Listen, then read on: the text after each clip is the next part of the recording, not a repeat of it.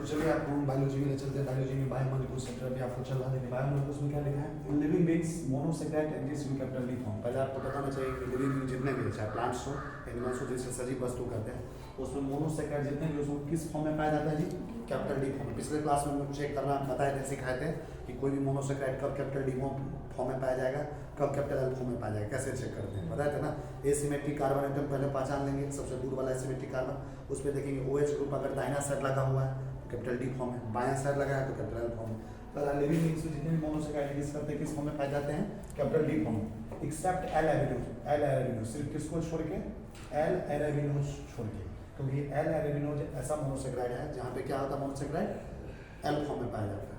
आगे देखो, occurrence of monosaccharides in living beings in capital D form is due to occurrence of such enzymes which show stereosensitivity for D form of monosaccharides। करा कोई भी monosaccharide capital D form इसलिए पाया जाता है living beings के अंदर, क्योंकि लिविंग बीइंग्स में कैपिटल डी फॉर्म वाला जो मोनोसेकेराइड होता है उसी के लिए एंजाइम्स होता है। ठीक है, सिर्फ जो एंजाइम्स लिविंग बीइंग्स के अंदर पाया जाता है रिएक्शन को कैटेलाइज करने के लिए, वो सिर्फ कैपिटल डी फॉर्म वाला ही होता है। और वो स्टेरियोस्पेसिसिटी किसके लिए दिखाता है? कैपिटल डी फॉर्म के। इसलिए मोनोसेकेराइड सिर्फ कैपिटल डी फॉर्म में पाया जाएगा लिविंग बीइंग्स में। So only capital D form of monosaccharides are metabolized in living beings. इसलिए लिविंग बीइंग्स में किस तरह के मोनोसेकेराइड का मेटाबॉलिज्म होता है? कैपिटल डी फॉर्म का।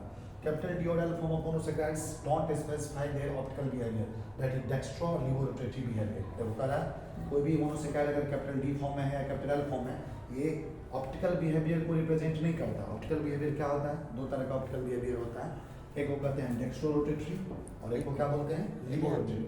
एक होता है डेक्स्ट्रो रोटेटरी और वो क्या होता है? लिबोरोटरी।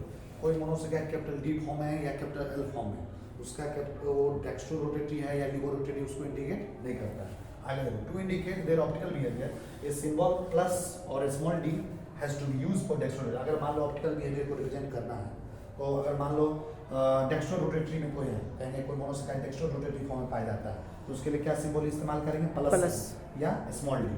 प्लस साइन लिख सकते हैं या स्मॉल डी डेक्स्ट्रो रोटेटरी के लिए। अगर लिबो रोटेटरी में है तो क्या यूज करेंगे? माइनस साइन और स्मॉल एन, माइनस साइन और स्मॉल एन। किसके लिए इस्तेमाल होता है? लिबो रोटेटरी के लिए।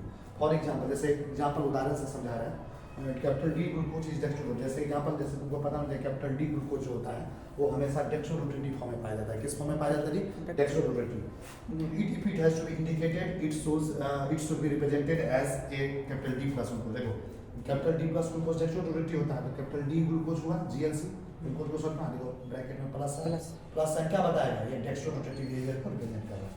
But capital D fructose is strongly laevorotatory. लेकिन कैपिटल डी फ्रक्टोज किस बिहेवियर को रिप्रेजेंट करता है? लिबोरोटरी को। तो इसके ब्रैकेट में माइनस साइन लगाएंगे। जैसे देखो if it is optical behaviour, देखो कैपिटल डी फ्रक्टोज है, क्या लिखे हैं ब्रैकेट में? Minus sign. क्या लिखे हैं? माइनस साइन बता रहा है कि लिबोरोटरी को। आराम से आप लोग अगला टॉपिक है मोनोसेकेराइड एग्जिस्ट एज इपीमर्स। कुछ मोनोसेकेराइड जो है इपीमर्स के रूप में पाया जाता है। किस फॉर्म में एग्जिस्ट करता है? इपीमर्स। आप मुझे कोई पूछेगा सर ये इपीमर्स क्या होता है, तो देखो अभी किसी को समझाने जा रहा है। जैसे देखो ये कैपिटल डी ग्लूकोज है, कैपिटल डी ग्लूकोज का स्ट्रक्चर सबको बनाने आता है। 1 2 3 4 5 6 ठो कार्बन लगातार सिंगल बॉन्ड के साथ दे दो। पहले कार्बन पे CHO ग्रुप लगा रहे हैं एल्डिहाइड, दूसरे कार्बन पे इस दाहिने साइड OH, इस साइड H, तीसरे कार्बन पे क्या होगा? इधर OH इधर OH, और चौथा पांचवा छठा सब तरफ इधर क्या होगा? OH। ठीक है, ये कैपिटल डी ग्लूकोज होता है। अब एक कंपाउंड है जिसको कहते हैं कैपिटल डी मैनोज। क्या कहते हैं जी? Capital D. देखो उसमें आ रहा है capital D mannose. Capital D mannose में क्या होता है? इसमें भी क्या होता है? 1 2 3 4 5 6 कार्बन का चेन होता है ग्लूकोज की तरह। बस कहाँ फर्क होता है? जैसे देखो यहाँ भी CHO यहाँ भी CHO, लेकिन यहाँ पे देखो दूसरे नंबर कार्बन पे ग्लूकोज में क्या है? इधर OH इधर H है। कैपिटल डी मैनोज में क्या होगा? OH इस साइड में, देखो इधर OH इधर है। देखो कैपिटल डी मैनोज में क्या होगा? दूसरे कार्बन देखो OH किधर है? इस साइड से, OH इधर। बस यही फर्क रहेगा, बाकी सब कुछ वैसे रहेगा। तीसरे कार्बन पे HOH इधर है, OH इधर है। चौथे पे देखो HOH इधर है, OH इधर। सिर्फ कहाँ फर्क होगा?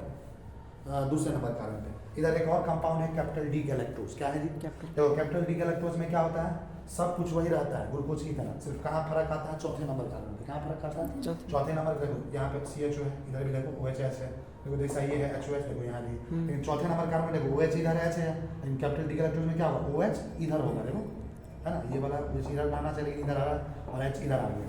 तो देखो, तो इसको कहेंगे ये जो कैपिटल डी मैनोज है इपीमर्स है। कहाँ? किस कार्बन पे? कार्बन नंबर 2 पे। और ये कैपिटल डी गैलेक्टोज इपीमर्स है कहाँ पे? कार्बन नंबर 4 पे। इपीमर्स किसको बोलते हैं? तो देखो such sugars which differ from each other in their configuration about a carbon atom। अगर एक एक शुगर दूसरे शुगर से डिफर करता है, एक मोनोसैकेराइड दूसरे मोनोसैकेराइड से डिफर करता है, किस फॉर्म में? कार्बन एटम के फॉर्म में। किसमें? कार्बन एटम का जो कन्फिग्रेशन होता है, each other in their configuration about their carbon. Carbon atom पे जो कन्फिग्रेशन होता है एक मोनोसैकेराइड का दूसरे मोनोसैकेराइड का, दोनों अलग अलग होता है। कन्फिग्रेशन दोनों मोनोसैकेराइड कार्बन एटम में क्या होता है? अलग अलग है। तब दोनों मोनोसैकेराइड या दो से ज़्यादा मोनोसैकेराइड को एक साथ क्या बोलते हैं? इपीमर्स। क्या बोलते हैं? जैसे देखो कैपिटल डी मैनोज में कार्बन नंबर 2 पे है, वो एच इधर है, एच इधर है।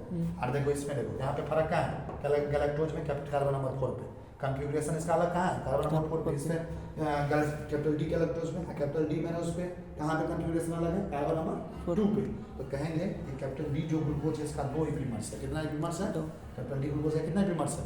2। एक है कैपिटल डी मैनोज और एक है कैपिटल डी गैलेक्टोज। यानी कैपिटल डी मैनोज और कैपिटल डी गैलेक्टोज दोनों आपस में क्या है? इपीमर्स। और कैपिटल डी मैनोज इपीमर्स किस कार्बन पे है? कार्बन नंबर 2 पे। और कैपिटल डी गैलेक्टोज इपीमर्स किस पे है जी? कार्बन नंबर 4 पे। क्योंकि कैपिटल डी मैनोज में कार्बन नंबर 2 पे कन्फिग्रेशन अलग है, इस पे कार्बन नंबर 4 पे कन्फिग्रेशन अलग है। समझ में आ रहा? अब इसके आगे की कहानी जो है बायोमोलिक्यूल चैप्टर में हम आपको नेक्स्ट क्लास में डिस्कस करेंगे।